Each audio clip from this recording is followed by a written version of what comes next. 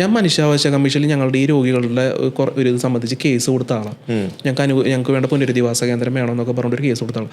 അന്ന് കേസ് കൊടുത്തപ്പോൾ ഞാൻ അവരോട് പറഞ്ഞൊരു കാര്യം, നിങ്ങളൊരു കാര്യം ചെയ്യേണ്ടത്, അടിയന്തരമായിട്ട് ചെയ്യേണ്ട ഒരു കാര്യം എന്ന് പറഞ്ഞു കഴിഞ്ഞാൽ, ഈ 80% അല്ലെങ്കിൽ 75% മുതൽ ഇത്തരത്തിൽ ജനിതക രോഗങ്ങൾ അല്ലെങ്കിൽ തീർത്തും പറ്റാത്ത ആൾക്കാരെ അവർക്ക് സ്വമേധയ ഒരു തീരുമാനം എടുക്കാൻ പറ്റുന്ന പക്ഷം നിങ്ങൾ ദയാവധം അനുവദിക്കുക.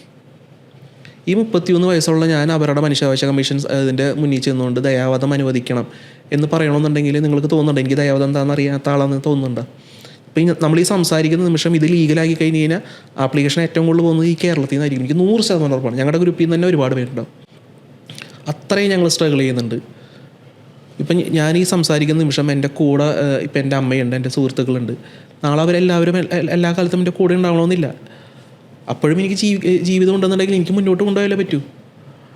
ഇപ്പോൾ എനിക്ക് സംസാരിക്കുമ്പോൾ ഒരു വീടെന്ന് പറയുന്ന ഒരു ചെറിയൊരു സംഗതിയെങ്കിലും ഉണ്ട്. അതുപോലും ഇല്ലാത്ത ആൾക്കാരുണ്ട് ഈ അവസ്ഥയിൽ.